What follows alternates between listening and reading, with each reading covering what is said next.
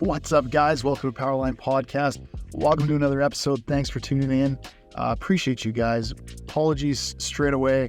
The digital signal on this episode didn't really come through very well on the video side of things. The audio is still crispy. So like I said, apologies for the video version. It's not quite there until we get that studio bumping. In the meantime, this week's guest is Ryan Smith. Ryan was introduced to me through Bryce Hubbard. He's a lineman. We had a fantastic conversation, Ryan and I, about all things line work, the good, the bad, the ugly. We dove in deep on line-related subjects that you're going to love. Can't wait to get this one out to you. There's tons of value in this episode, and I really enjoyed the conversation. So let's dive right in. Ryan Smith, let's get it.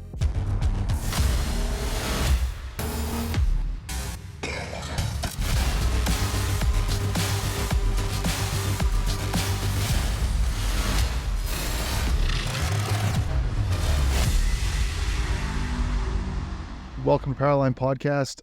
Thanks for reaching out. It's really nice to meet you. Yeah, thanks for having me. Pretty excited. Fun. So we were just talking briefly before, and you said you've been listening to the show a little bit. So give me some feedback. Good, bad, ugly. What's your feedback on the show?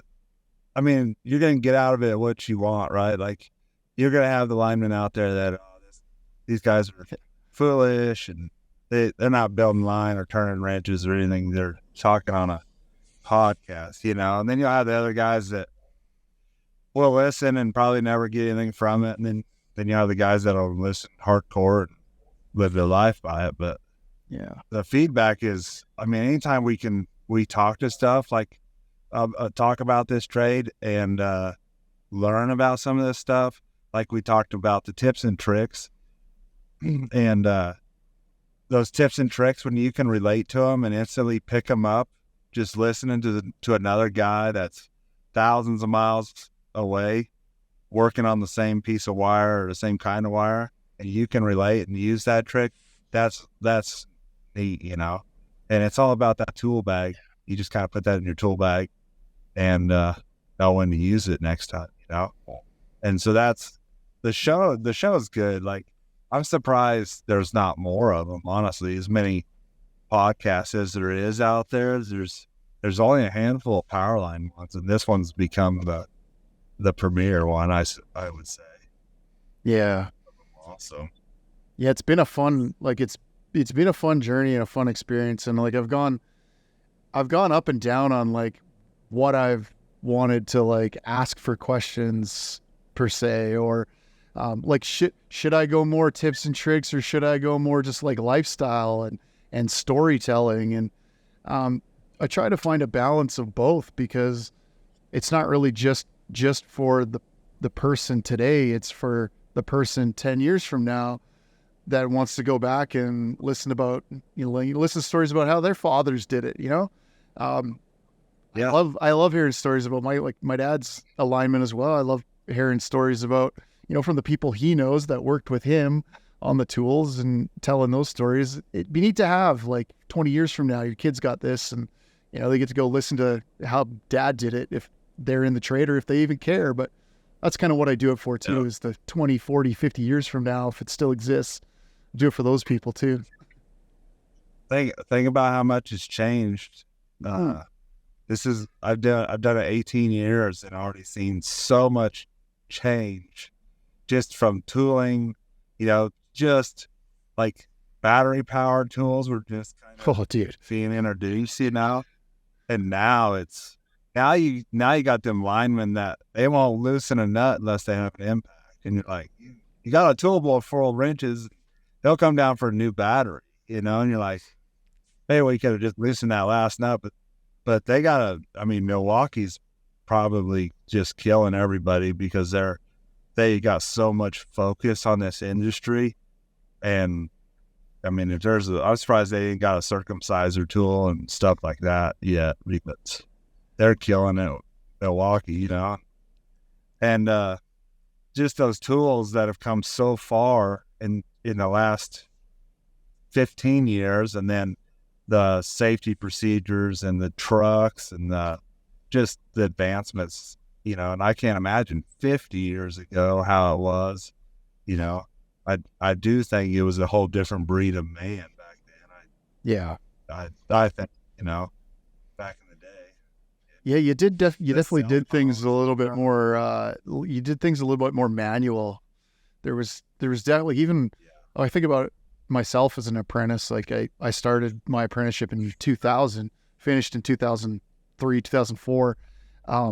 Like, man, hydraulic drills, we were kind of using hydraulics in the bucket, but there's definitely we didn't make use of cordless tools very much. Like, if we did, the technology sucked, so the batteries died instantly, and we didn't really get to use them too much, and the trucks weren't really equipped with charging systems, and so we just didn't use it. Everything was like either hydraulics or manual. Like, we just did it with our hands or used hydraulics, and both of those kind of sucked because the hydraulic guns were big and noisy and loud, and they, the fittings would break all the time and spew oil everywhere. And it's like, and you never had a good place to put it, huh? It's always like in the bottom of the bucket or so. But man, those good ones that did were good. You could punch a hole through a pole in like 2 seconds, if you had a good sharp bit. Yeah, definitely. Didn't have it big or anything. So they definitely had some torque to them. Those days are gone. Like, just a hydraulic tamp and the pole puller is about the only thing we use, or the intensifier for squeezing dead ends and stuff. But it's changed so much, and if you could ever get some of those old men that would want to, come, get on the show, that'd be awesome. I'd listen, because some of them are grumpier than hell, and that's kind of why I like some of those old dudes, because they're just grumpier than hell, and they don't have any tolerance for stupidity. And like, we still got a couple dudes around here that are, like 64, and one of them's been outside for 45 years, just doing outside construction, and been everywhere, and you try to pick his brain a little bit, but he's pretty unique, and you could go to New York or California and say his name and people know him, but he's got that attitude, and you gotta like break through his shell and get on his good side before he'll ever show you something. Because one of my first times working with him, we was up in the air, we was clipping we was pulling hardline on an angle, and I put a skookum block inside of a bundle block. I put it on the side of it. Like, this is how we've done it. And he says, well, we'll do it your way this time. But he said, I could show you a better way. And I'm like, well, show me. He said, no, we'll do it. So we got to the other angle, and we did it my way again. And then we come up hard in the hard line, and then we was going to move it down in the bundle block, And so we went up there and rigged on it, and kind of fought it, because the bundle block's like 470 pounds and stuff. And it's like, all right, motherfucker, let me show you this now. And he moves the skookum inside, and now it's just one little jack with the hoist, let it out. Boom, it's in the center groove. And he's like, I tried to tell you. I'm like, you never really tried to tell me. You just said you'd do it my way. And he's like, and then after that, you're like, okay, what do you want to do? How do you want to do this? He's like, well, let's try this. And he knows the whole time, like, there's 100 ways to do something. Mm-hmm. Let's use maybe the best 3, to do them. And he's got them figured out, like, because he's been around for a minute. And so those old dudes they're unique, and they're not going to be here very much longer. So it's when those guys disappear, that knowledge goes. You're so right. And it's like, it seems like there's so very few of those people around, and like, just something like that, one little trick like that, like, look at the difference that makes in your day or your week or your life as it relates to like your body or whatever. You imagine being able to figure all of that stuff out a little quicker. Like, I do wish that there was like an old boys school or something, like a school of hard knocks that linemen could actually go to learn, a few dozen of those like little tricks and then take them away into the field. Like that'd be freaking dope. I think I mean, that's what the apprenticeship's for, technically, right? Like, no, but like for linemen, like once you're out and you're a lineman, if you could get around like a few of those old boys that have been around for ages and they would actually like teach you some of these things. Yeah, this show, like this podcast, some of that stuff gets put out there. Like maybe that experience right there that I just talked about just rang a bell with some dude on a high line in Virginia right now. Like, let's try that, Yeah. But that's what, like, who likes seeing a guy go up in the air and struggle? You know what I mean? That's, yeah. Like, I can't stand it. And I know a lot of, even guests on here, like, talked about it, and everybody knows the feeling, right? Yeah. But spreading that info and you could tolerate it for a minute or two, but then, and everybody knows that guy that likes to sit and watch somebody fail, but nobody likes that guy either. So yeah. So you end up being the bad guy when you yell up there, or or they, you're one stepping them, and now I'm not really one stepping. I'm just kind of telling you how I would do it. But what's your approach to like to coming up to somebody and like trying to tell them a different way to do something? I always found that it's like you either gotta just come right out and say, hey, I know a better way. Do you want to know it? Yeah. I usually just let them know, like I've been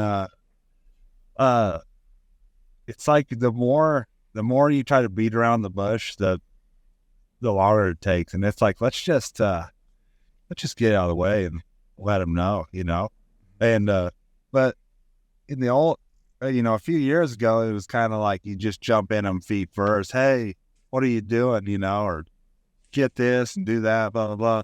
But now, a couple times you roll up and you see someone doing something and you try to correct them. And then what you've done is you haven't looked at the whole picture.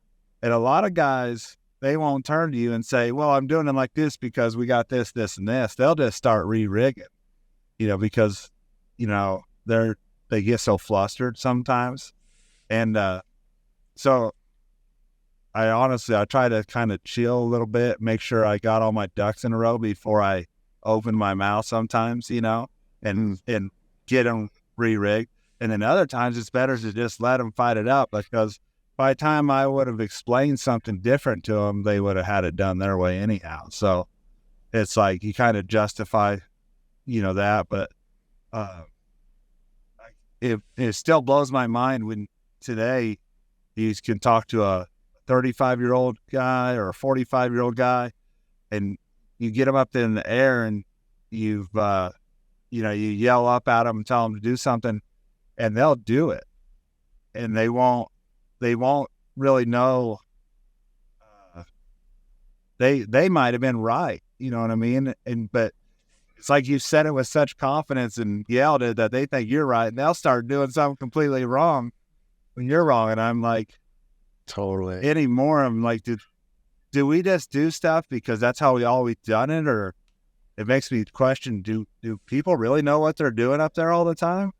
Because, they'll just do whatever you tell them to do sometimes, I guess that's where like the pre-planning is so important, for stuff like transmission projects where you can do like a little bit more pre-planning, maybe not so much distro jobs where it's just like you fly at her. It's almost the same on repeat. You're not saying that you can't get into some different sort of rigging scenarios with distro too, but for transmission anyway, like a lot of that pre-planning and really talking it through before you actually go up to do it and working through each other's ideas and, coming up with something that's a solid plan for everybody and everybody can kind of get on board and understand, what they're doing. It's so important.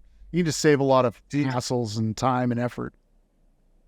Do you know, it took me a long time to realize this until I became a GF and was running some crews. You know how many grown men like to be told what to do, not how to do it, what to do. And I like it. Like, today we're going to do this, this, this, and this. Yep. Get that, I'm not going to tell you how to do that. I'm just telling you what to do. And there's so much lack of a tailboard anymore. Mm-hmm. And it can, a tailboard can be 2 minutes and it can be 20 minutes, right? Yep. But depending on the job, like, can somebody talk and lay out a direction here, which is generally me or the general foreman now, let's talk. Like, there's so much just bullshit in the mornings anymore. It's like, hey, what'd you do last night? And blah, blah, blah, blah, blah. All right, let's just go see what we can do. Okay. And then we all get out there. Then you make phone calls and stuff. Well, what do you got going to do? And that's kind of been the persona anymore in certain areas of the country. Other areas that you don't start the day without a good tailboard. And I heard, every good day starts with a tailboard. And it's true. Like, I know you and Bryce talked about it and a little bit on the tailboards. I've been around the bare hand guys enough. Dude, a tailboard is like, yeah. And my best example is, why do they have a huddle before every football play in the NFL? Exactly. Get on the same page. Yep. That's right. And it's so easy. Yep. Yeah. And it doesn't have to be, like you said, it doesn't have to be a big, complicated, big drawn out process. I think that, like, you need to be more clear and concise in what you're presenting in a tailboard anyway. Like, there's a bunch of content that you could leave right out of the tailboard. Like, a lot of that, a lot of those companies are using like just that very generic ticky box style, like, did you do up your laces this morning? Check. Yep. That was like, yeah, that stuff right there. But when you get down to the meat and potatoes, that's where the actual, like, real content comes in, like what we're doing. And you're right. A lot of linemen like to just be told what to do. Not necessarily, like you said, the details and micromanaging of how they're going to do that, but hey, we're going to change this pole, or, we're going to go change that arm, or change this glass, or dead end this conductor. Just get on the same page. Yeah. The micro details of it can kind of be left, for each individual's creativity and how they do something. But you're 100% right. Lots of guys just like to be told what to do. That's why guys like to be linemen so much, I think. Just put me in a bucket, dude, send me to work. I love it. Yeah. I'm here to do a job. Like, I want to do my job, go home. The outside world, kind of the outside construction world, kind of like a modern day mercenary. We come, we do a job, we go to the next one. You know what I mean? I spent 6.5 years with the power company, learned a lot, had fun, but just that production mindset, when I came outside, I clicked right off, just took off with these dudes out here. And that's, going back to a power company probably isn't in my near future, because some of the funnest I've ever had building power lines was out in the outside, union build. It's just, you can't beat it. And some of the dudes you work with every different style of hand, from the religious to the prison to the drugs to just everything. You get everything. And it's weird how you get 5 different people in a manhole and they all kind of click together for the most part, and we build lines. And that's why I like it out here. And it's just power lines. It ain't no company policy, no drama, no vacation, no sick leave, no nothing. Just turn wrenches, turn the radio on, cuss and discuss, and let's go, man. Yeah. That's fun. Yeah, those are the best times. They are. And it seems like work's not even work sometimes, you know what I mean? You're just like, and then when you're on the road with those dudes, you're drinking with them, having a good time, eating dinner with them, camping with, living next to most of them. And then, what you and Bryce talked about that last episode was, when you get that yard and you get that click and you just like jive and jive and jive, it's always been like 5 show-ups later, you get another crew. You know what I mean? Like that's been my it's like, man, I gotta run through a few more show-ups till I get that another one of those crews where you're just like, you guys can just click off each other. And those are fun. That's fun time. It's true. And you never know when it's going to show up either. And then you might go another 5 show-ups. So you might go another couple of years before you ever like really click with another group of dudes like that. And it is something special when it happens. There's nothing like it. It's when everyone on the, for the most part, everyone's jiving, you got a couple characters in there that are funny as hell and they just like keep it going. They're good to be around, like, I don't know. There's nothing like it. It's a great, great vibe. Yeah. That's fun, like, and it makes being on the road, so much easier too when you're just with that kind of group of guys, and when you're away from home and you got a wife and kids at the house, sometimes them nights get hard, and having those dudes around helps out. Yeah. Helps out a lot.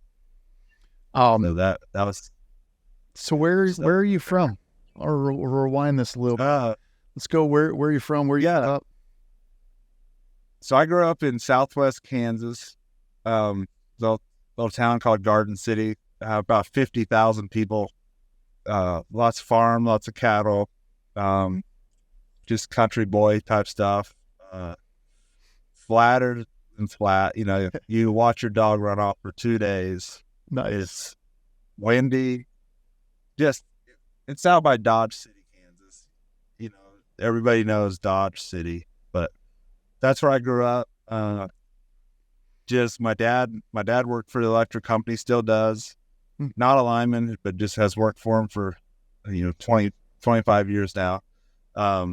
Grew up, my dad had an excavating company, did a lot of backhoe work and stuff growing up, so there was always work to do. My granddad had a construction building or business building metal buildings and roofing houses and stuff. So there was always work, tons of work. And but so you're very much a trade. You're very much a trade background. Yeah. My hands and back have made me a lot of money. Yeah. So that's fantastic though. What, like, how specifically did you get into the trade? Like your dad was like, how'd you find line work though? Yeah. So I was working for a farmer, and then in a feed yard processing cattle, and then cutting hay and corn and stuff during the summer months. And then, my dad, he says, hey, they're running an ad for a groundsman. And I was 18 years old, just graduated high school. And I said, what the hell's a groundsman? He said, oh, they help all the linemen. I said, oh, okay. I said, well, what's it pay? He said, $9 an hour. I said, well, I guess I'll apply for it, and see. I guess, I'm working in a feed yard right now, making $8 an hour, but having fun, But I was a high school kid, and he's like, well, you'll have insurance and benefits. 18, and I'm like, well, shit, I'm never going to get hurt. And, he's like, well, you might think about that. So I applied, and they hired me. And, for the city of Garden City. So I was working for a municipality, and then they's like, yeah, if you do good, we like you, we'll put you in the apprenticeship. And they were partnered with the union apprenticeship and stuff like that. So I'm like, all right, well, just from day one, it's like my very first day there, we was putting up Christmas decorations around town with little squirt boom buckets. They're like, I'm changing light bulbs. And they're like, you want to go up in that bucket truck? I'm like, yeah, that's hell yeah. So that was my first day, and then, within it was about 4 months later, they had a spot for the apprenticeship come open, and they let me apply for that. And I got into that, and then just started going through the books, and stuff. And then was able to, you could advance. You couldn't advance your time, but if you would test, you could step and get your pay. So they're like, if you get all your books done, we'll max your payout. So it took me 9 months. I got all my books done and maxed my payout at $16 an hour. That's kind of a cool deal. Great money. Yeah. It was. But I got so focused on this stuff that this was fun, you know what I mean? Climbing poles, playing with electricity. Like, I've always been kind of daredevil, or, we motocross, grew up in motocross, cowboys stuff. Anything that had a motor, you tried to ride it, you know what I mean? Yeah. So then you're starting to play with electricity, and, it's kind of, you get to a little bit of adrenaline rush, and then you get introduced to the transmission side. And so I worked all distribution, topped out there, and then I went to a transmission cooperative because it was a pretty substantial bump in pay. So I went to that transmission cooperative, got introduced to a lot, just started working everything from 69 to 345 just in Kansas. And just loved like everything about it. We did a bunch of hot sticking. So, we spent our summers just changing arms and changing bells. And that's awesome. It was like, and at the time I really didn't know what kind of really work I was taking a hold of, because that stick work in this part of the country is a dying art. Like you're and like you get a new kid out of line school, he couldn't even name half the sticks, It's so wild. It's so wild. I know, and then you go to some of these eastern or western states like Washington stuff where they stick, and then even Colorado does some sticking, and you'll see some dudes that are better off with a stick in their hand than you are with your hands. That's like that's from British Columbia, just basically same as Washington, right? Like sticking. We do everything we do sticking. We don't even bring gloves out. We never even really used gloves. So it was like the opposite for me. When I first got introduced to gloves, I was like, what the hell do I do with these? But I could do anything with a stick, whatever length you wanted to give me, 20-foot freaking stick. I could do whatever you needed to do with it. It's crazy. It's crazy to think that that's a dying art. Mm-hmm. Yeah, it's gone away, and that sucks. I used to participate in the Mesa Hotline School every year, and I spent 4 years out there, and I would go out there and instruct the Highline stick, and we would change a lot of H structures on, which we'd do 3 of those a day on an H structure just with pickups and ropes and wheels. It's awesome. Yeah, we had some special brackets made. I called them homo brackets because they'd fuck you if you let them, and they'd get turned sideways, and you're trying to hold this damn arm, and you end up with it on your skid, holding the whole arm on like a 115 arm while you fix the bracket and stuff. So we would scissor them and then stand them up and bring them down one of the uprights, and then undo it, just redo the process, But it was one of those things where this guy liked being on the outside, and this guy always went to the inside, and it would just that was fun too, But as I worked there for 6.5 years, I moved up, became their lead lineman, and then became a crew chief at 27 years old. And most of that I think was just work ethic and wanting to attack everything, like anything that would, if there was a problem, let's fix it. Let's do this. And a lot of them guys been there for 30 years, and they're like, that problem will be there tomorrow, but and I'm like, well, their experience. So yeah, just ambitious. And a lot of those guys were there just for that paycheck, anymore. They didn't give a shit if that power line was up in the air or on the ground tomorrow morning. They don't care. And I found that hard to do. So we worked we worked closely with a lot of contractors in the area, you know, Par and Sturgeon and Capital and those guys. So you start getting real familiar with a lot of these guys on the outside. You know, they're like, why don't you come outside? You'll make more money. You'll have fun. And then at 27 years old, you know, I didn't want to be doing any of the politics. I wasn't good at it for damn sure. And just not even interested so in I it. went outside. No. And I'd watch a whole table of grown men, 50, 55 years old with lots of experience, and a decision would literally go around the table and never get made. Yeah. And you're thinking, why did we have this meeting? See, that's the other side of what we were talking about earlier with regards to just guys just want to be told what to do.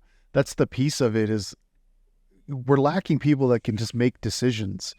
And I find, like, if you want to make a difference, if you want to start making a difference and getting yourself out there, getting known, getting a leadership role, just start making decisions. Good, bad, whatever. Yeah. Just start making them and then not only make the decision, but own the decision. Like, so many people just don't want to act on anything. They'll pass it on to the next guy. They're too scared to just make a call. It's like, fucking just make a call. Yeah. And wear it. Like, you're not gonna succeed in everything you do. But if you're not gonna do it, nothing's ever gonna happen. And you gotta just, and man, you know how many damn decisions I've made that have been the dumbest ones of the day. And, you know, I've had the whole crew look at me and I'm like, we're not doing that again. You know, it makes for a good story. But a lot of guys won't go out on that limb. It's like they just do it that way because they've always done it that way. You know, this is why we do it. Why do you do it? I don't know. That's the way we just always done it. You know what I mean? And shit, that's one thing that drives me crazy. You just do something because that's the way you've always done it. Yeah. You have no reason why you do that. Especially if you're working outside. Like if you're a tramp lineman, you should have more than one way of how to do something. You know, that should be something that you've picked up, because you of all people have traveled places and got to see how different people do things differently, and you got to pick up a couple tricks from here and there. And now, like, you need to show people, it's your responsibility to show people some different ways to do things. Yeah. Yeah. Yeah. I mean, we've tore down capacitor banks a couple weeks ago, 7-step apprentice. I said, hey, make sure we shunt those out, shunt the capacitors out with a piece of copper. He said, well, we've always done that, but I don't know why we do that. Wow. See, you're a 7-step. You don't know that yet. He said, no. And I said, well, the first thing is, I'm glad you just said you don't know why you do that. I said, that's, a lot of guys won't say that. So I said, but, you know, there's an internal discharge resistor in there and everything else. They run out and they will kill you, or can. Yeah. And, or knock the shit out of you. And this is why they do it, you know? And I said, you know what you got in your pocket? You got a smartphone. I said, you could find two goats riding a Ferris wheel on there if you wanted to, but you can't find why you shut out a capacitor on that thing. You got the book in your pocket. Look it up. You know, how much that wire weigh up? I don't know. Go to southwire.com and look it up. It's right there. Find it in 20 seconds if you want to. I just talked about that with the guy the podcast I have coming out tomorrow with Derek Egroff. He's been in the industry for 40 years or so. And he's a trades trainer now. And he just said the same thing. Asked him, like, what's the best tool that you have? And it's like that freaking phone. Like, everything's on there now. Like you said, rope manufacturers. There's no more like rule of thumb or guessing on things anymore. Like, you can get the actual data that you need just with a little bit of effort. Yeah. Most people just don't figure that out. They won't. But like I said, if they really wanted to do it, they can find anything they want on that phone. Yeah. But I mean, guys won't apply it. There's so much faith in, well, yeah, I guess in each other, but why don't we double check ourselves more often? You know what I mean? Because it's like I can say something with such confidence and everybody just buys it. And it might be the most outlandish, wrong thing I've ever said. And they're like, that's it. You're right. And I'm like, maybe you should double check. That's how I've figured so much stuff out in my career is I hear something and it just doesn't sound right, or I can't map it out in my brain. So I start researching it, and half the time it's just been to prove somebody wrong, and it's actually helped me out just acquiring so much knowledge of, like you said, rope. And I don't know everything in my head. I kind of learn those base rules and those rules of thumbs on like my angles and my weights and forces and stuff like that. And then ballpark a lot of it, you know what I mean? Yeah. But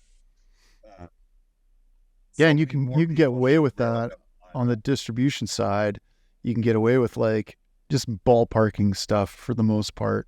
You get into some of the bigger transmission stuff. It's like you kind of got to know the difference between whether you're grabbing a 3-ton jack or a 6-ton jack, Yes, and if you don't, with our industry on a 3-ton hoist, say, let's say the sag's 5,890 pounds. Well, guys are like, all right, we can get a 3-ton. I'm like, well, why not get a 6-ton? It'll jack easier. And then when you come up to pin it, you don't overload it. Yep. When you get your couple clicks for loss. 100%. Why even cut it so close? Why cut it so close? Just because it's lighter. The 6-ton. Or because you don't know how to rig to some sort of system to get your 6-ton up there without even you touching it. Could just be a hand line and a couple of ropes and wheels, and you get that thing up there. Yeah, totally. And or just grab a hold of it like a bear and throw it on there. Like, get it out of the way. Let's go. Yeah. And not everybody's built. I'm 6'5", 300 pounds. They do weigh the same to me as they do a 5'4", 140-pound guy.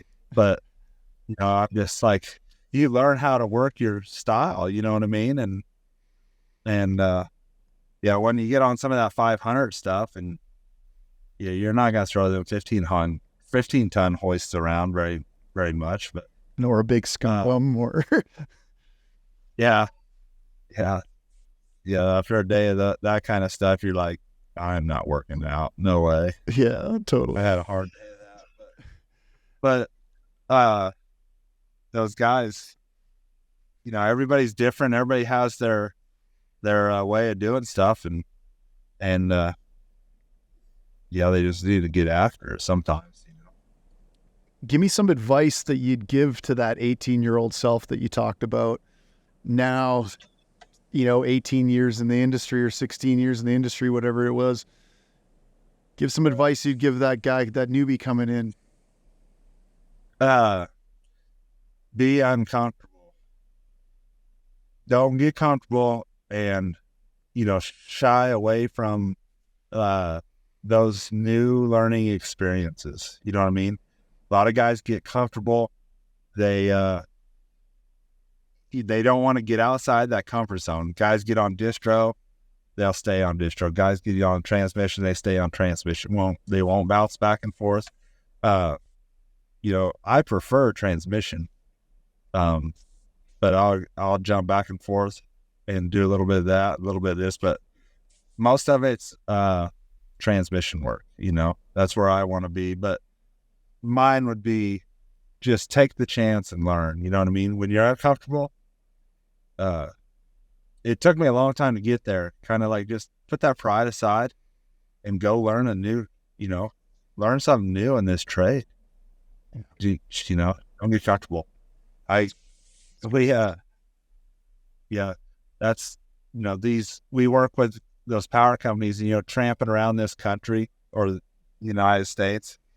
You get some power company hands that, a crew's first day out, they only get 2 poles set or shit, blah, blah. But and then you get this power company guy like, we do 9 of those a day. And I'm like, well, we was switching underground in Miami last week. Give us a minute to learn your spec. You've been here for 30 years. You should know your spec. You know what I mean? And you go out you got a PG&E, and then, there's 2,900 pages worth of a spec book there. You just give us a minute. We'll get on board, I promise you. But yeah, and if you're 4.5 millimeters off on a staple, then you're going to be going back and fixing it. Oh yeah, the good go back. Yeah, that's like the tramp lineman. Just give us a little bit to learn it. You know what I mean? And we'll be fine. But a lot of those guys, just learning those new things. Some of them guys get comfortable at the power company. I was comfortable there. It took a lot for me to go outside and stuff, but I finally did. And the doors that have opened just by taking that chance of raising my hand, saying I'll do it, or I'll help, or I'll go. That has opened so many new doors for me, and just that resume, so to speak, from underground to overhead to hot stick to helicopter to anything. You know what I mean? Definitely would agree with you. Getting uncomfortable is the key. Getting uncomfortable is the key to opening doors, and it's so important to continually put yourself in that uncomfortable position, as shitty as it feels. And I use this example. When I was a child, I was like super, super, super shy. I couldn't hold a conversation with anybody, especially around adults. I was a super shy kid.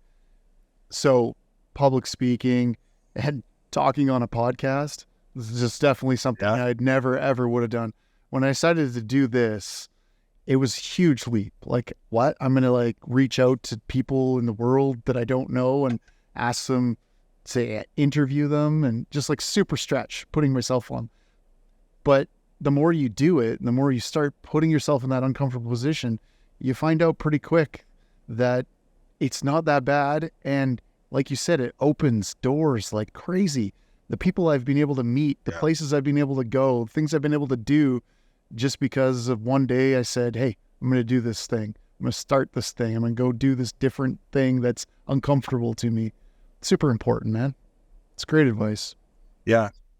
That's, my dad told me once, he said there was one point in time they didn't know either, in referencing, either a CEO or a company, or, like, I think we was talking about the president of a company one day, and he was telling me he was out, blah, blah, blah. And he didn't know this and that and this and that. He said, there's one point in time he didn't know that either.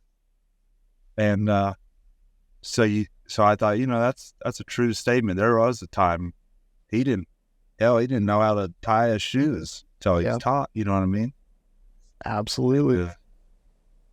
That's how I look at it. And then a lot of times when I get into that, I try to just learn everything I can, just even from reading the damn paper that comes with the elbow, or, the instructions, so to speak, or the paper that comes with a set of AGS rods. You know how much stupid information is in there, and it's like, what? I didn't know that. So true. But just read that stuff. But that's for the old me. That's what I wish I would have done that a little bit sooner, because I kind of stayed in my shell a little bit, got good at the distribution and stuff, and wouldn't get away from it for a minute. But I'm glad I did now. And now those opportunities, when they come, I jump on them. People need to say yes more. People need to say yes more to things like that. That's also, I guess, putting yourself in that uncomfortable position. But just like, instead of saying no all the time, what if you decided to just say yes to everything? Like, within reason. But what if you just decided to do X and yes to that job? Yeah. Then you'd be like, that sucked, or that was actually pretty fun, Totally. But it's actually put more money in my pocket, actually, because there's been a couple times I've been the only guy around that can do this one thing because of something I've done, Yep. and it's helped out. Because you said yes once upon a time and got the experience in it now. Yep. Describe your experience with like, talk about leadership for a second. Describe your experience with like crew dynamics and leading people in this industry and trade. What your experiences are with that. Man, like, tons. Just so I spent 2 years in the Bay Area, GFing for a great dude, a couple of great dudes, Brandon Hill. If you ever get a chance, get him on here. That dude is just, he's 38 years old. He's from Missouri. We went out there in 2018 when all the work fired up from all the fires and stuff. All that tag work started with PG&E. He just, the way he's worked, I went out there and worked for him for a little bit and then started GFing for him. And he showed me a lot of just, he's real cool-headed, calm, kind of not my style, really. It's like, let's go. He's taught me a lot. And then when I started GFing for him in those crews, you start learning so much about people and what they can handle, what they can't handle. You can push this guy, you can't push this guy. I had a couple, I had 5 crews at one time there, and you'd get a car hit pole in the middle of the night. Well, I have one crew, they don't react good. They need time to prep. They need this. And then I have another crew, they'll jump into it feet first, and they'll, in 8 hours, the pole's done. You know what I mean? And you start figuring that out about guys and learning how to, I don't want to say manipulate, but use them to your advantage, to their advantage, to the company's advantage. Yep. And so as a young man, you hear people talk about that, older guys, blah, blah, blah, but you don't really, I can take care of it, blah, blah, blah. And until you see it firsthand and learn how to start using it, it doesn't really work for you. But once I figured that out with my crews there, we did a bunch of work. We had a great time. We had one incident in those 2 years where we had a guy fall off a dead end ladder and hit the tower, cut his leg. And the crew foreman did a great job. Within 7 minutes, they had the guy in the ambulance when he was 2 miles out. Wow. on a dead end. So everybody just started jiving together, and we did a ton of work. It was like 2 years of just 7 days a week. It's probably one of the hardest times of my life. And the whole time I really didn't even turn a wrench. It was just staying ahead of those crews and just learning how to use those guys, working late nights just to stay ahead of those crews, because just the thought of failing when you got 25 guys looking at you every morning, wanting to know what to do, when to do it, and they're counting on you to keep them busy because they're there to draw a check, do a job, go home. So I poured a lot of my time into that job, and I think it was a success. And but I had some good support, like Brandon Hill. Bryce knows Brandon real well. Cody Sealstead. Cody's like probably vice president of Michael's Pacific Energy there in California now. But you want to talk about a sharp dude, like, and you would never pick him out on the street, Ryan. He's like, I'd always joke around when I introduce him as the fleet mechanic, because he's t-shirt, jeans. He's just an old hand. Yeah. But he is sharp. Like, I've called him a few times. Hey, this is what we got. And he's like, just do this. I'm like, hell yes, that's going to work perfect. He's like, all right, see you later. And then the Brandon working for him, just the safety aspect of things, I kind of talked about management's accountability for safety. Mm-hmm. Brandon was one of those guys, when there was an incident, he really was like, what could I have done better? Did those guys have everything they needed? Were they taking shortcuts? And like, we talked about this one night, him and I, and I'm like, yeah, they have everything they need. Do they have everything they want? No, because those dead end boards guys were using yo-yos and everything else. Well, now everybody's going to these Petzl lifelines, and they're badass, and they're not yanking on you all damn day, on dead end boards. So we started getting those with guys. Well, we're giving them carabiners. They get the right harnesses. They get, Yates harnesses, just nice tools. And Brandon is like, we're going to give these guys everything they need or want to do their job safely, and I started reflecting on that more and more over the last few years, and like management of these companies, they talk so big about safety, right? Like safety, which I like.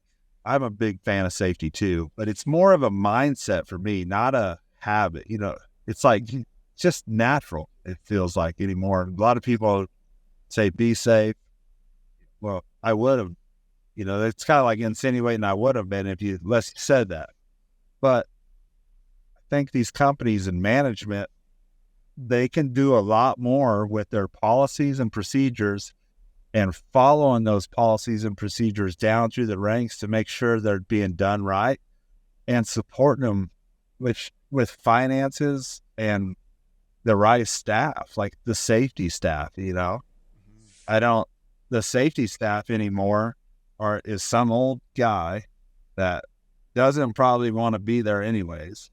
He comes out to the right of way, looks for your wheel chocks and your outrigger pads, and then signs your tailboard and leaves, Totally. And he won't offer any advice, won't offer anything. Then he goes back to the office and, we went and saw the cruise, everything's good, blah, blah, blah. All right, see you tomorrow, buddy. You did a great job. And I think with management, and anytime there's an accident, it feels like the middleman or the bottom man bears the responsibility all the time. And with Brandon out there, and I use him because this is really the guy that showed me this, Brandon and Cody. It was more like, what could we have done to make sure that never would have happened? And I always thought, yeah, man, that guy screwed up. But what makes sense to me now, Ryan, is we have such a trade of hardworking guys, right? These guys will build a Powerline with a screwdriver and a crescent wrenches. That's all they got. Yep. For sure. But these companies are sending these guys out there with the wrong stuff, and these guys are starting the cowboy stuff. And then when that cowboy or the shortcuts catch up to them, they bear the responsibility or the consequences of losing their job or hurting or killing themselves or someone else. And the management, they kind of just, all right, we'll do our investigation, and then we ball it up and we throw it out because we just want it to go away. We don't want to talk about it. We don't want to even let the word go out because we're scared of getting sued and all the legal stuff. So nobody ever really knows what happens. Even the other 4 people on the crew are like, I don't know, Yeah. So I think this industry needs to see more involvement. I don't know. It's almost like it's the safety programs on a majority of these companies. They got that bright, shiny coat of paint, but underneath they're a rust bucket. Yeah. And if you start looking close, things are different. It's difficult to create, like it's very difficult to create a great safety program and then to match the program a great safety culture, because it takes both, and it's a top down, bottom up approach. Like everybody has to be on board. It's honestly, like I know I work for Quanta, and you know this podcast is like sponsored by that, but like I've been in the Quanta family for 13 years now on 3 or 4 different operating units that operate under them. What they're doing now with safety and their safety program is like a really unique approach. And they just use this model, like it's like a fail safe model. Like they understand, they're not going for that like 0 incident model. They believe that an incident will happen. It's bound to happen. It will happen. They've accepted that. But what they're trying to put in place is, have you left yourself the capacity to fail safely when that accident does happen? Did you recognize with stored energy? Yeah, with sticky and, you know, whatever acronym you want to, it can be a goofy acronym, but the point of it is it's right. Like, did you pinpoint that thing that can fucking kill you? Did you identify it, and did you figure out how you're going to avoid it or put the protection in place to, you know, block that energy from being released? It's a great model. It's really doing good things. But it's like it's an entire culture. And then you have to pair that with, like you said, though, like pair that with, we're going to provide our guys with the best gear. We're going to give them Yates harnesses and all the Petzl gear. And we're going to give them like the tools they need to be successful, and trust that they're going to, you know, use them and not thieve them and use them according. But we're going to provide that shit for them. We're not just going to send them out with rust buckets covered in, you know, nice brand new coat of trim clad. Yeah, you're 100% right on that. But it's not. And Quanta's the best. I've been to their helicopter training, their H1 and all that stuff. And man, Tyler Rose and all that, their PowerPoints are badass. Tyler does a good job. So knowledgeable in the helicopter stuff. And you get there and they've got all this, it's like 3 days worth of just training and stuff. And they even took like the math and stuff out to shorten it up, which I wish they wouldn't have done, because I love that information of just knowing how to figure angles, and just everybody just needs to know. And any chance you get to give it out there, you should. But it's all great, right? You do this 3 days, you feel good, you get all your training, and then you get to the field, and then that's where there's a huge disconnect. Like, hey, where's this helicopter tailboard? Shit, we're kind of running late.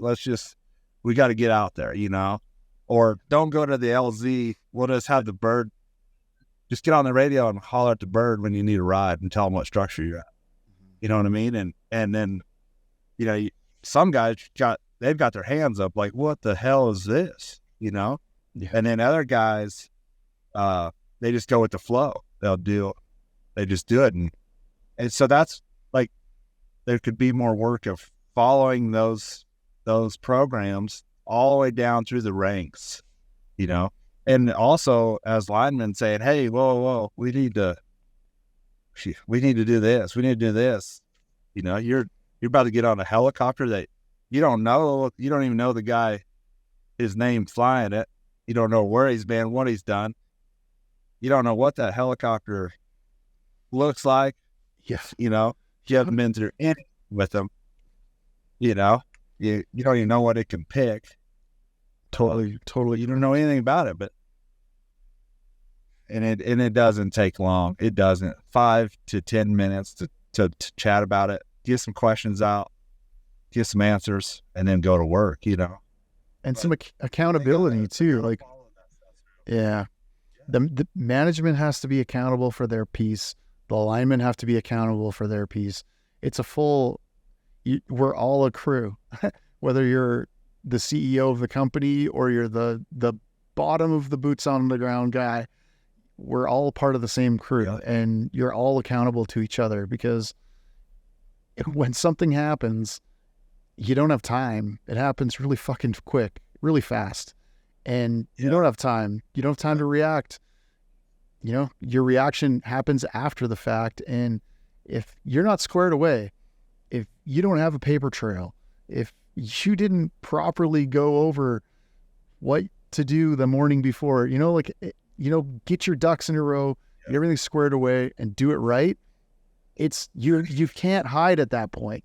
It's done. You're done, you know, and to go on the hope that it's not going to happen, that's dangerous, man. That's dangerous to live on hope.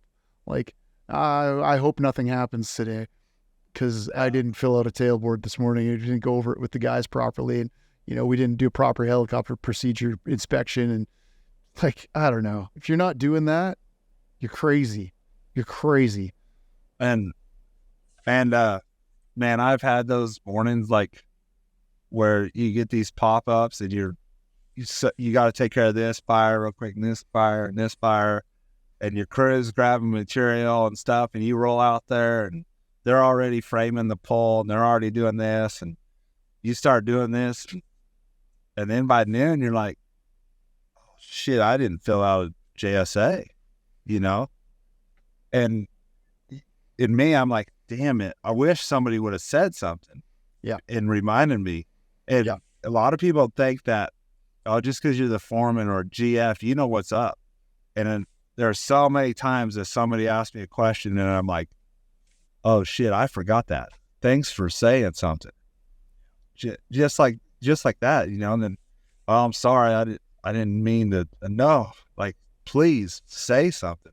Yeah, because we get so driven to do these things that more and more people need to say something, you know. And whether you're the GF, the CEO, or the groundsman, you know, just ask the question. And it's creating that culture as a leader too, at whatever level of leadership that you're at, whether you're the CEO, the GF, the foreman, or just the guy that's leading all the grunts.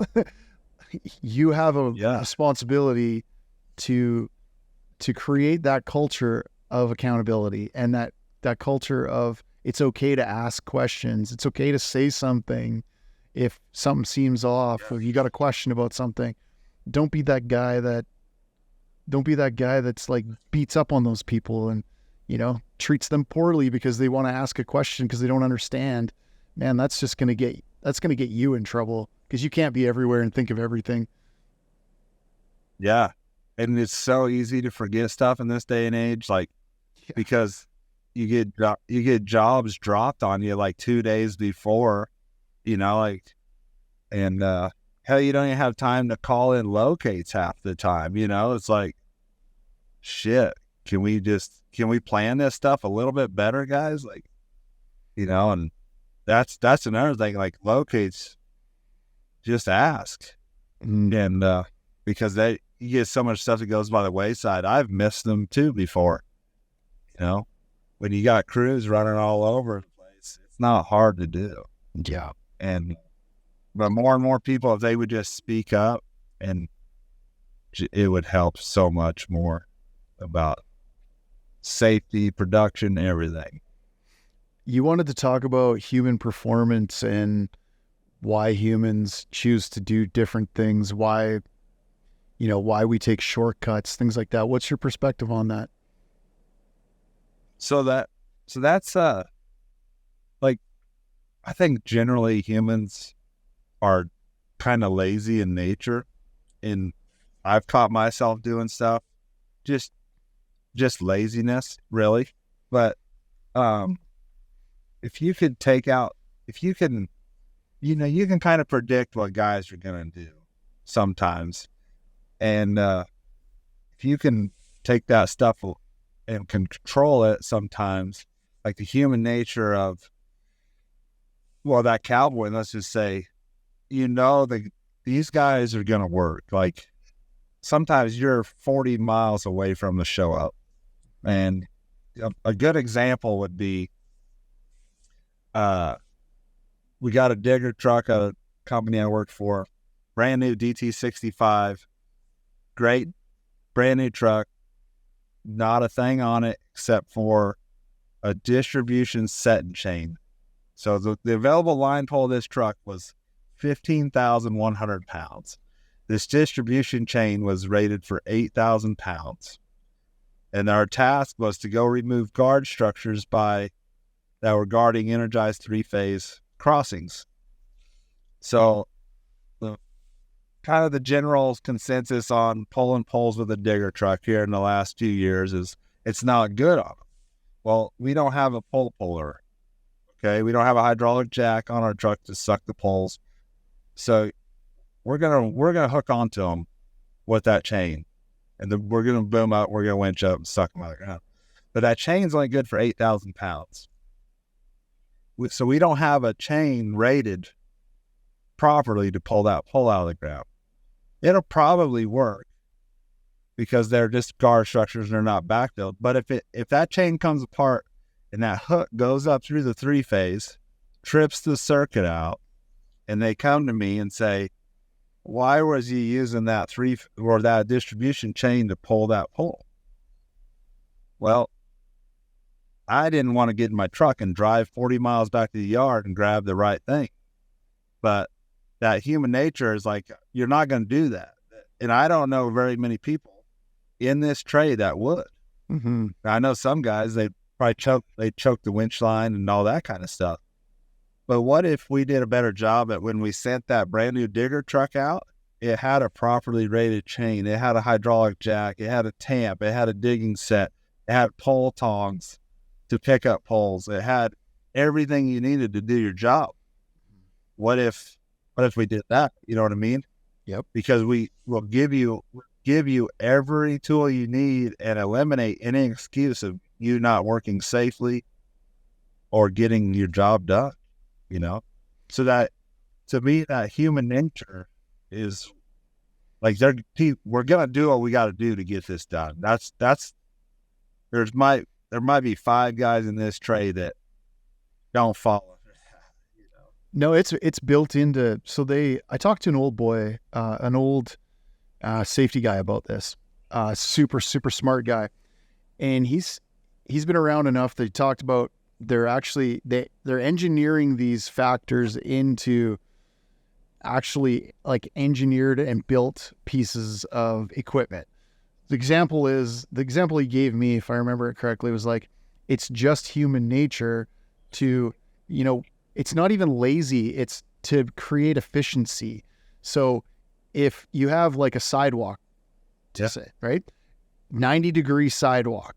If there's the opportunity to cut that corner, when you're turning the corner on that sidewalk, turning 90 degrees instead of walking all the way to the end and then turning 90 degrees and going the other direction, if there's an opportunity to cut that corner, like 99% of human beings will cut that corner. It's just what we do. So they're in safety. They're trying to recognize what those factors might be and engineer like safety into thinking about but it's difficult because you're trying to you're working on like almost predictions or whatever. Maybe AI can help us out with some of this kind of stuff, but it's an interesting point that you brought up because you're right. And it's not even necessarily laziness. It's like human beings typically try to create efficiencies in everything they do. And linemen are just like a very, very good example of that. Our day, every day, is trying to create efficiencies in the work that we're doing to be better, safer, faster, more productive, like all of that, where you don't see a lot of that in a lot of other jobs. Yes, they do, but you don't notice it, I guess, when you're creating spreadsheets on a computer or something. Like, you don't get the same sort of feedback as, real life scenario where it's a life and death kind of situation as you do in line work.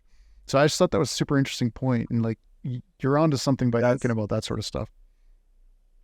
And that it makes total sense now that you explained it like that, and but that's just built into us, and it's just something I've noticed guys doing, cutting that corner. And,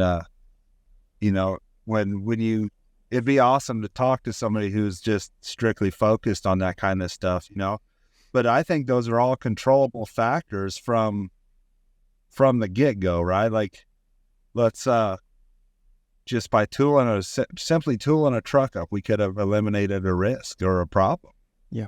You know, making sure the guys have this right thing.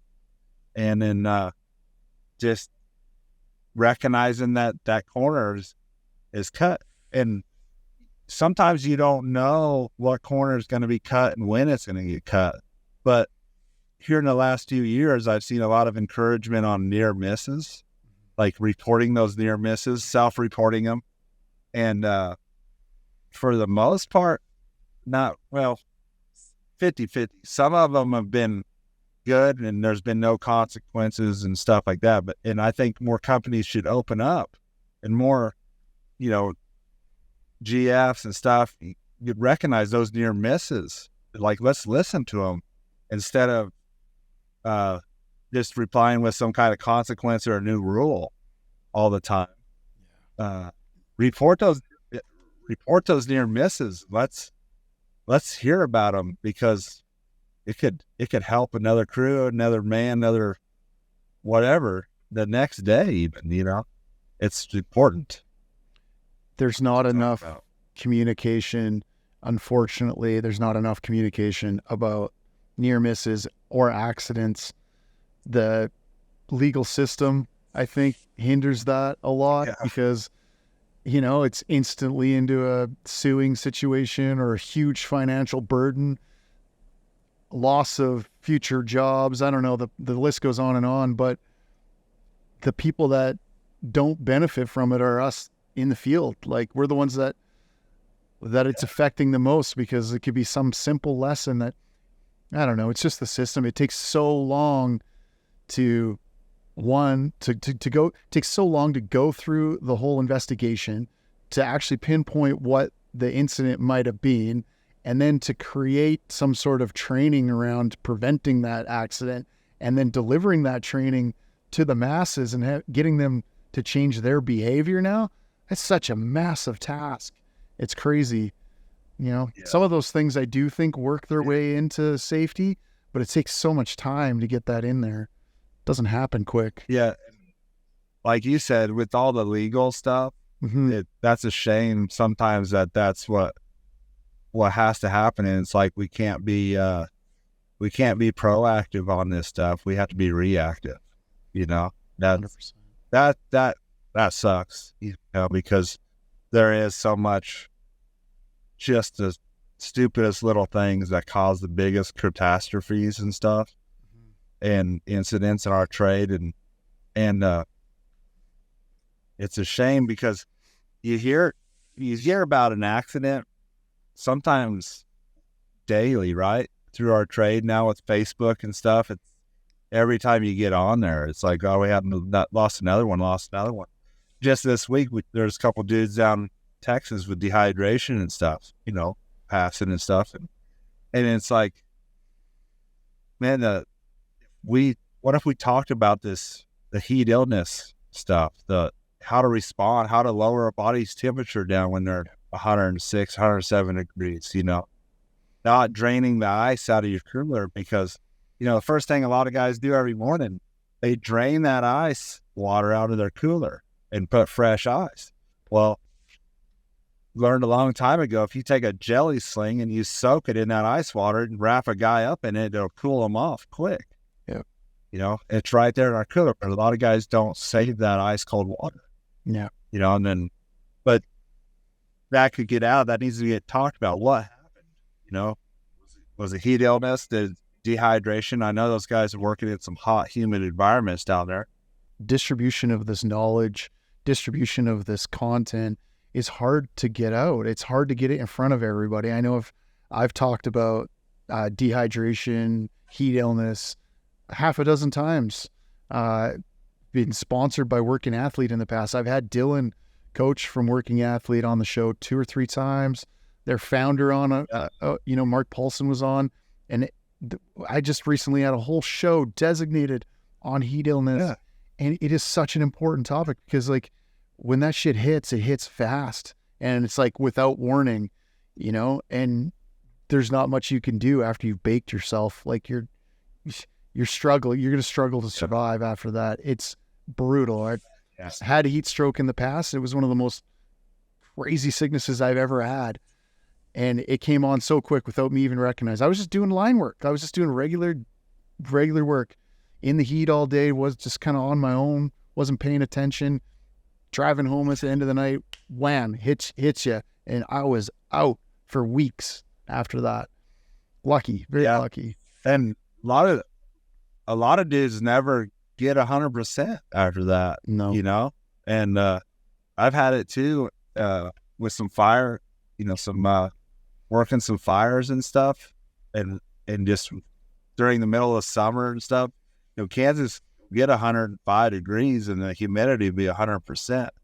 And it's bad. You get in the cornfields and stuff, and the corn's, you know, 11 foot tall. There's no wind on the ground. You got guys fighting to go in the air, you know, because they get up above everything. But so many people hide that, their heat illness and their dehydration and stuff from the crew, you know. Yep. And you know, guys, it's like, why not just say, hey, man, I'm feeling shitty. All right, you need to cool off, you know. Definitely. And there's so much pride in this trade, which the pride's awesome. Like, I love it, but at the same time, it's our worst enemy. Yeah, totally. There's some things you just got to stop being proudful about. And those are the kind of things that you need to like recognize and like you said, say something. And I just want to say, like, anybody listening that maybe doesn't have a heat illness program out there and wants some training on it, Working Athlete, reach out to Dylan from Working Athlete. You can reach out to their Instagram. I've put their emails, and reach out to me, and I'll get you hooked up with them, because they give hands down some of the best heat illness training in the industry, and they'll come out and give it to you just because they want to make a difference in this, because it's like, it's a real thing. It's brutal, as you can see. Yeah. Yeah.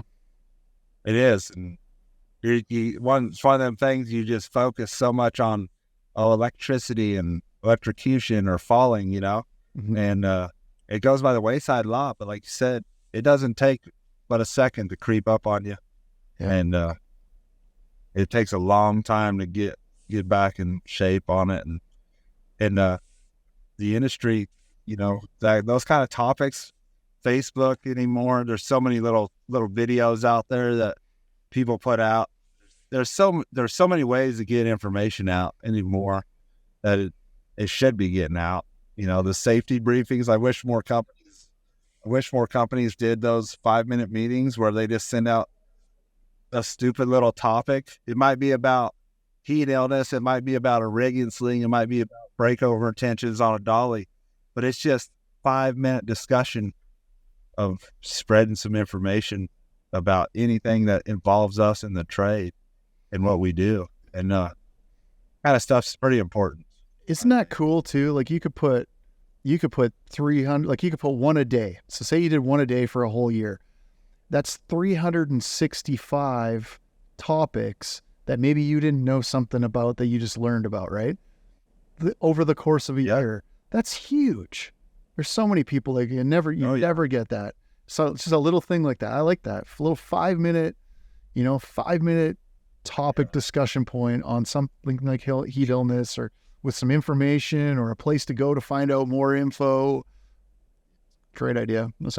It'd be so easy to do. Like, I think it'd be so easy to do because, yeah, like I said, you don't need to teach a whole class. Just cover some basics for people. And the heat illness thing, like California is real big. They got the Heat Illness Prevention Act and stuff like that. And, you know, that turns into a big deal over 80 degrees that goes into effect. And that needs to be on your tailboard. That goes on your tailboard every day. And you talk about shade and stuff. And that's like where I learned about the jelly sling, is soak that up like a sponge, soak all that water in your cooler and put that on a guy and just cool that body temp. Because your biggest thing was just bringing the body temperature down.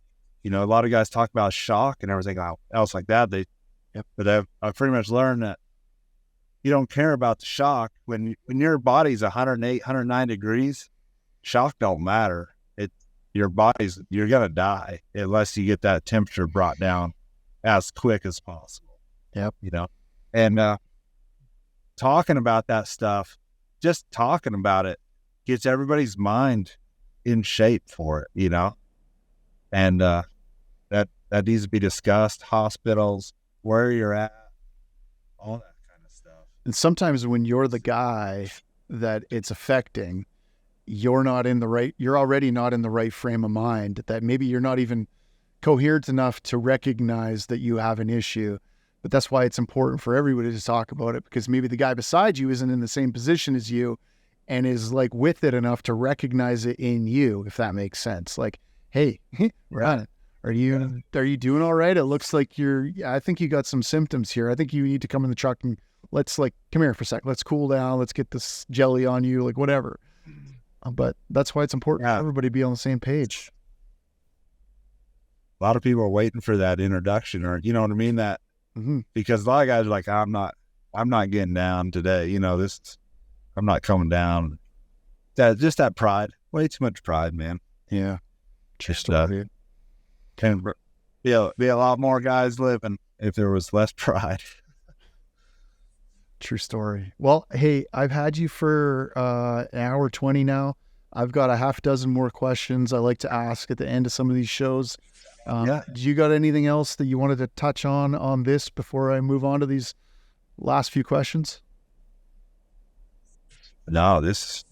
Cool, man. Hear what you got. All right. So these are super chill. I just call them like finish my sentence type questions. A couple of them are funny. A couple of them are just for quick little tips and tricks or whatever. So, okay. If I won $10 million tomorrow, the first thing I'd buy would be what? I don't know. I've never really thought about that. Probably my house. Probably pay my house off. Heck yeah. That's good. $10 million. You got a big house, or did you move into something different? No, it's just a couple $100,000, but it's only payment I got. So get rid of that, and then probably have to give half of it to Uncle Sam. So it should just be $5 million. True story. All right. If I wasn't a lineman, I would be probably pilot. Nice. You're a pilot too, eh? Bryce talked about that. Yeah. Just I wouldn't be a good pilot now because of knowing my background with linemen. You know, staring down at those two guys on the line, and like me just deciding that they're doing it wrong. I'm like, you're leaving. No, we're not doing that. So I couldn't do that, but that I spent a lot of time around them helicopters and in them, and I got a lot of respect for those guys. There needs to be some more mutual respect between pilots and linemen, because those guys they're tricky, man, and that's some of the most mentally exhausting work you can get involved in. And for those guys that give them about a 3-foot hole, drop a pole in between the phases and stuff, and then when he gets the pole into the wire, you call him a dumbass and everything else. I think you should go up there and try it. You know, you fully agree. Just try to stay in a hover. Cool. Oh yeah, I've flown a couple times with them, and screw that. Yeah, I would. You know, it didn't take me a long time, but those guys, just to stay cool and calm, like they do, and you know, their headset, they're catching every Korean air flight coming over and everything else, and then, you know, hot shit and on the other side of the tower, and then you got like 5 linemen down there talking shit, and, you know, like, kudos to those guys. There needs to be more mutual respect there, because those guys are some hands, you know. Fully agree. All right, most valuable tool in a lineman's kit? I think it's your head, your mind. You know how to use your head, know how to find what you need. You got a smartphone anymore. You don't have to know everything. You just need to know where to find it. Know how to use it. Love that. If I could change one thing about the industry, it would be?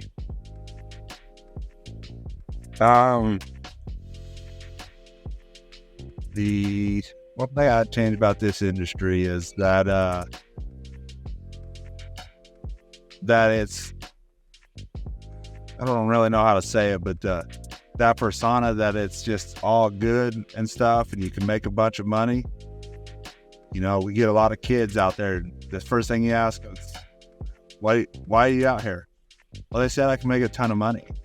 I always ask them, well, did you know you could get killed? Did you know that? You know, the electricity don't care who you are. Yeah. It don't care if you're white, black, or anything. It'll kill you. Did they tell you that? That's one thing I would change, is that persona, that it's all guns blazing and glory, because it's dangerous. You know, what we do is dangerous, and you got to take that into account. But at the same time, there's a lot of good reasons to be a lineman. Yeah, love that. Best piece of advice you've ever received as a lineman? Shit, there's probably a lot of them, but one of the simplest pieces of advice I've ever been taught was, don't tie the same knot in the same piece of rope twice. Meaning, always leave yourself a way to get out of it. So you put a bowline in one end, put a burn knot in the other end. That's so good. That is simple, so good. When somebody asked me this question for the first time too, I just had a super simple one. It was the first thing that popped into my head was, keep your fingers inside the bucket. I was like, oh, I see one guy lose his finger because of that. Just real simple, stupid. You know, the bucket operator swung the bucket and his finger was on the outside and it didn't exist anymore. And yeah, super simple, but you know, keep your digits. Pay attention to those pinch points, man. Yeah. Well, cool, buddy. Appreciate your time. Thanks so much for doing this, and yeah, please stay in touch. I will. I'll do this again if you want to, and then you need to get all of Brandon. I'd love for you to pick his mind. All right, guys. I hope you got some value out of that conversation with Ryan Smith. I know I really enjoyed it, like I said. And there was tons of good nuggets of gold in there. So hope you appreciate it. Hope you like it. If I could ask one thing for you guys, it's to go and drop a like, drop a follow on all the socials. That's at Powerline Podcast. You can also find us on YouTube. All of these episodes are in video form on YouTube now at Powerline Podcast. Go hit that subscribe button. Let's increase that number.